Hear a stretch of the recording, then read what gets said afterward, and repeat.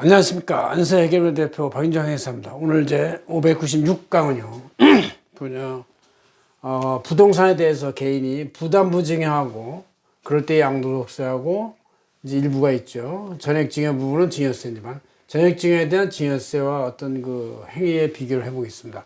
대충 이제 그림을 그려보면, 이렇게 재산 규모가 5억, 10억, 30억, 이렇게 올라가는 부동산이나 주택이 있을 때, 세율 구조가 이제 이렇게 10%부터 올라가죠. 그럴 때 전액증여는 이렇게 이제 포물곡선을 긋고 이렇게 올라가는데, 부담부증여는 이제 이렇게 재산의 한 주택에서 전세금에 대한 부담부증여는 양도세로 내고, 순액에 대한 전액증여는 이제 증여세를 내기 때문에 세금이 배분도 되고, 또 양도세는 1억까지 10%지만 그 다음부터 이제 40% 올라가기 때문에 이제 부담부증여로 해서 가르면 이 금액이 낮을 때는 이제 좀 더 많아요. 아무래도 양도세가 좀 높으니까, 양도세가. 그러나 10억 초과되면 이제 당연히 증여세율이 높으면서 이 하나의 세금으로 가기 때문에 또 높은 세율로 간다. 그래서 한 10억 초과부터는 이제 부담부증여보다 전액증여가 더 높고, 그 전 이하 단계에서는 부담부증여를 쪼개서 주는 것이 훨씬 더 유리하다. 이제 이렇게 볼 수가 있다는 얘기죠. 그걸 한번 차곡차곡 보겠습니다. 이것은 우리 안세채경 채널,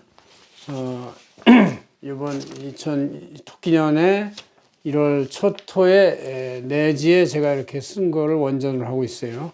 쭉 뽑았으니까 한번 보시면 되겠습니다. 자, 그럼 그 금액의 구분별로 전액증여하고 부담부증여가 어떤 세금 차이가 있는지 한번 보도록 하겠습니다. 일단 5억까지라고 치면, 이제 내 집이 5억짜리다, 내 부동산이 5억짜리다 그러면 5억까지에 대해서 이제 전액증여일 때는 1억까지는 10%고 초과 4억에 대해서 20%의 세율이니까 이제 아직도 20%의 세율 구간이라서 낮아요. 그죠? 그러나 부담부증여하면 전세금 해당액은 양도세율을 이 취득원가하고 양도가에서의 그 비율대로 안분해가지고 양도세를 내는데, 양도세를 내는 구간은 8,800부터 아지가 20몇 %, 그 다음부터 30몇 % 뛰니까 아무래도 증여세의 그 1, 20% 구간보다 높아서 부담부증여 할 때 양도세까지 합산한 세금은 더 많을 수도 있다. 이렇게 볼 수가 있어요. 그래서 안분해야 되고, 나머지 이제 순증여 부분은 이제 증여세를 내게 되지만, 이제 이 부담부증여로 많이 이렇게 금액이 갈라졌으니까 그것도 또 낮은 세금을 제공받아요. 그래서 이 5억짜리 구간 단계에서는 대체로 이제 전액을 단순 증여하는 게 더 낫다. 왜냐하면 양도세가 올라가는 거를 감안해야 되기 때문에 이렇게 볼 수 있습니다. 그러나 어떤 자기 집이 5억부터 10억 사이다. 그럴 때는 이제 1억 초과까지 이제 10%, 초과 4억에 대해서 20%, 초과에 대해서 30%니까 10억, 5억 초과에 대해서는 이제 30% 적용될 수가 있어요. 그래서 전액증여의 경우는 그렇게 이제 되는 것이고, 그러나 부담부증여는 역시 그 부담된 전세금만큼은 양도세로 이제 계산하고 나머지 순증여액의 증여세로 이제 계산이 되는 건데, 그럴 때 이제 그 세율 구조가 그때쯤 되면 10억 단계에서는 비슷한 세율 구조가 나오기 때문에 전액증여 하나, 부담부증여를 하나, 이렇게 하나 비슷한 규모의 세금이 나온다. 이런 얘기죠. 반분돼서. 그래서 비슷해지는 세금 구조가 나오게 돼 있고. 그 다음에 만약에 어떤 집이 10억부터 30억 사이다. 그러면 이제 좀 큰 집이죠. 비싼 집. 부잣집 같은 경우죠. 이럴 때 이제 1억까지는 이제 10%, 1억부터 5억까지는 20%, 5억부터 이제 30억까지가 30% 이렇게 되죠. 그죠? 이렇게 돼서 30억 초과에 대해서 이제 40% 이렇게 되는데, 이럴 때는 이제 전액증여에 대한 세율이 이제 아무래도 하나의 세금으로 꽤 높은 세율을 30%, 40%까지 따라가니까 양도세만큼 이제 가는 거예요. 근데 하나의 세금이기 때문에 어떤 세금이라는 것이 이렇게 어떤 과세가액에 대해서 하나일 때에 다단계 누진세를 높은 세율을 적용받지만, 이거를 꺾어가지고 하나로 꺾고 또 하나로 꺾어서 하나는 증여세, 하나는 양도세 이렇게 하면 아무래도 다단계 누진세율 에서 낮은 세율을 적용받게 되고 낮은 세율을 두 번 적용받기 때문에 유리할 수가 있다. 그런 얘기죠. 이렇게 되면 이제 그런 개념이 나오고, 그럴 때 그 부담부 증여가 이렇게 이제 큰 금액을 꺾어서 두 개의 낮은 세금으로 적용받을 수 있기 때문에 이 부담부 증여는 그 세금 두 개, 양도세하고 부담부에 대한 양도세 플러스 순액 증여 부분에 대한 증여세를 내더라도 단일 적용에 따른 이 증여세보다 좀 더 낮게 나온다, 그런 얘기죠. 그래서 이 부담부 증여를 꺾어 하는 것이 더 유리한 계산 구조가 나온다. 합산해보면 이렇게 나옵니다. 이거는 해보면 이제 복잡한데 이제 이렇게 해봐서 누구한테 세무사한테나 회계사한테 물어봐가지고 자기가 한번 홈택스에 들어가서 이걸 숫자를 집어넣으면 나오게 돼 있어요.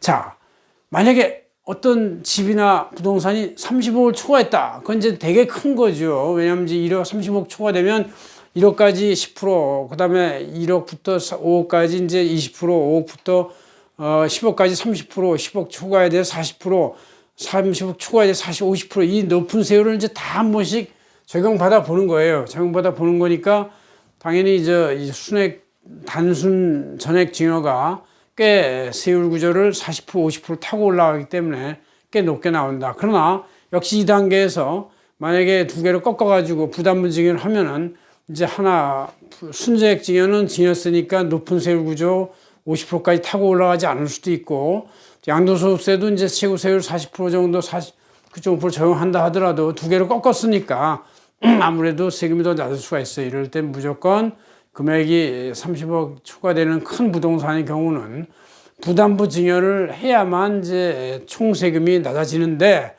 문제는 이제 전액 증여하면 이제 아예 증여세 한 번으로 가지만 부담부 증여하면 그 부담된 그 전세금에 대해서는 계속 자녀나 누구한테 아직도 부채로 남고 그것을 자기가 자기 돈으로 갚아야 되기 때문에 그건 또 나중에 또 부모가 준다면 종합소득세를 낸 세금으로 또 내야 되기 때문에 꽤 세금 부담이 된다. 그래서 이렇게 부담부 증여가 당장의 세금은 유리할지 모르지만 총괄 세금으로 볼 때는 부담부 증여도 역시 세금을 안고 가는 것이다. 왜냐하면 전세금에 대해서는 다시 또 자녀가 다 자기 돈으로 갚아야 되기 때문에 그걸 갚지 못하면 다시 또 증여의 상황이 발생하기 때문에 두 번의 세금이 나올 수가 있다. 이렇게 생각하시면 되겠습니다. 그래서 이렇게 금액이 5억까지는 단순 증여가, 전액 증여가 유리하고 10억 정도의 부동산이면 그 전액 증여나 부담부 증여가 거의 비슷하고 10억부터 30억부터는 이제 30억까지는 이제 그 부담부 증여가 좀 더 유리하기 시작한다. 왜냐하면 세금 구조에서 그 다음에 30억 초과되면 갈라가지고 부담부 증여하는 게 무조건 세금은 유리하다. 그러나 전세금에 대한 나머지 향후의 증여 문제는 아직도 계속 남고 있다. 그런 얘기를 말씀드릴 수 있습니다. 그래서 여러분들이 새해 이제 토끼해에 이제 이런 걸 생각할 때 한번 감안해 보시라고 제가 연초에 이렇게 강의를 했습니다. 고맙습니다. 안세금의 대표 박인종 회계사였습니다.